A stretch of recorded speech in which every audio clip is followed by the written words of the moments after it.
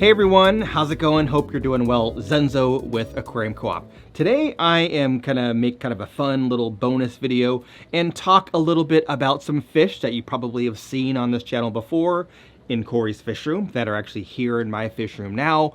So we'll talk a little bit about how I flew with them on an airplane, and then I'm also gonna talk a little bit about a couple of products that we carry. All right now I'm at the retail expansion, and the reason I'm here is this tank right here had my name on it, but there was some fish in here that we were holding for me to fly home with. So today I'm flying back to California, and I am going to be flying home with the Cyprichromis. And this actually, so this is our insulated tote, which is a great way of transporting fish and anything else, like anything that you want to keep cool or warm, because it's an insulated bag. But I already have two carry-ons. I have my duffel bag and my backpack. So I'm gonna actually use our shipping liner. So this is, if you order live aquarium plants from aquariumcoop.com, and depending on the weather, you will oftentimes get a shipping liner, this little insulated liner for plants. It helps to keep them from freezing when we ship them during the wintertime. And this is gonna be the perfect bag for me to put the fish in and put them in my duffel bag and go through security. So I thought this would be a kind of a fun video to make me traveling with these fish, and then we'll also kind of get them acclimated and that whole thing, and feed them when we get back home. So yeah, shipping liners, they're free when you order from us, and we don't charge extra for these, and they make great bags for transporting fish. So here we can see, bag fits well, and not only is it insulated, but you know, walking around an airport with a bag of water, you want to make sure that you're not gonna spill it on your clothes, so it kind of acts as a double bag. Now, one thing about flying with fish is you are able to take live fish on an airplane with you. The rule is the fish have to be alive. So if you go through TSA, you let the TSA agent know, I'm traveling with live fish. They might need to get a supervisor if they're new or if they've never seen that before. And then you just need to basically have them inspect it, and they'll let you go through TSA. But the fish have to be alive. So that is a rule. If the fish are dead, then you could potentially have some illegal chemical and throw some dead fish in there. So that is the rule. Live fish, you can travel with them. So I went ahead and put this in here anyway, just to kind of show what it looks like with it loaded. So if you were gonna fly with more than just one bag of fish and you wanted to keep them warm, you could obviously put a heat pack in here if you needed to, although the ambient temperature of the cabin of an airplane should be just fine, because it's usually right around 70 degrees or whatever. But you could put an insulated or put a heat pack in here. And so if you had very little carry-on, or you were checking a bag, then you could use this, put all your fish in there, put your little heat pack in there, walk around the airport with your Aquariumcoop bag, and if there's any questions, like, yeah, it's for aquariums and there's fish in there. So would make it kind of easy for TSA. All right, it's actually nighttime. I'm home, and the fish are all good. They're swimming around. So because this room is temperature controlled, I'm gonna just let the bags sit here and just acclimate in temperature for a little bit, and then I'll come back down and put them in a tank and let them get settled, and we'll check on them in the morning.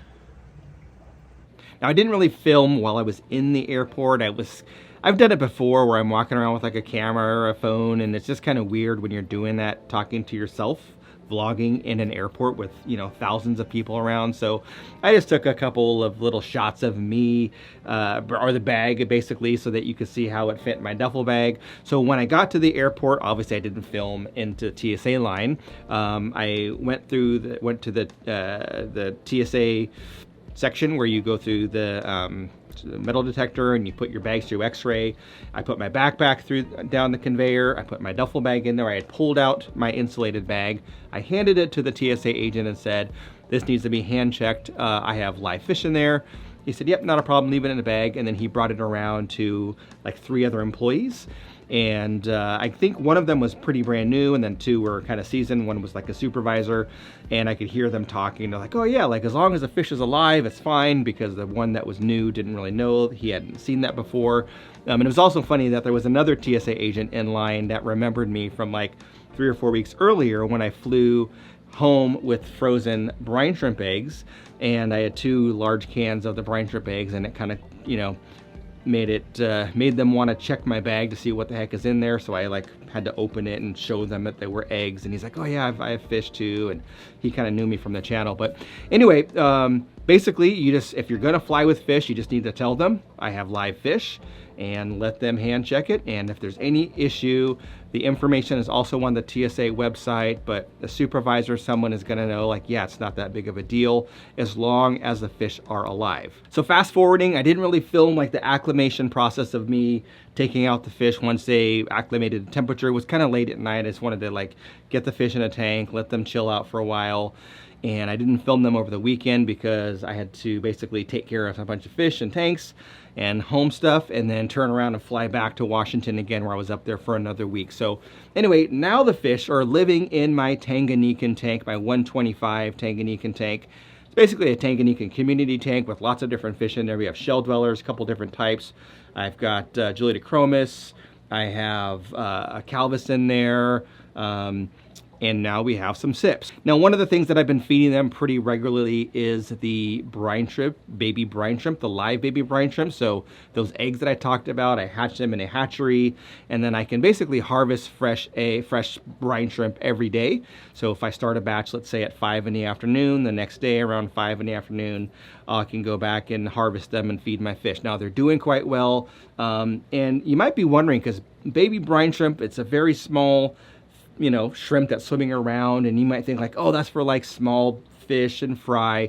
But actually, even some of my larger fish will eat it. So like the African cichlids behind me, so those are the Pseudotropheus solosi or Chindongo solosi. Even the males that are like 3.5+ inches, they will also eat that, and will go after it. So there you have it, in case you were wondering what happened to those expensive Cyprichromis that Cory had in his fish room. They're actually down here in my fish room now, so I plan to keep them for forever, or for as long as they live. I love Tanganyikan fish. Obviously, I love my African cichlids, so they're gonna live just fine in this 125. Hopefully they'll spawn, but you know, with all the other fish in there, I don't know if any fry would survive. Regarding the brine shrimp, they do come in 2 different sizes. So we've got the 100-gram container here, and they also come in these little 10-gram vials as well. I do recommend, once you order it, to take it and put it in your fridge or freezer, as it just helps for them to stay fresh a little bit longer. But the hatch rate is phenomenal, over 90%. And as you saw in some footage, or I'll throw out some footage here, even the larger African cichlids were going after the baby brine shrimp and eating it up. All the products that I mentioned in this video will be linked down below. And don't forget to like, subscribe, all that good stuff. Enjoy Nature Daily, and we'll catch you on the next one.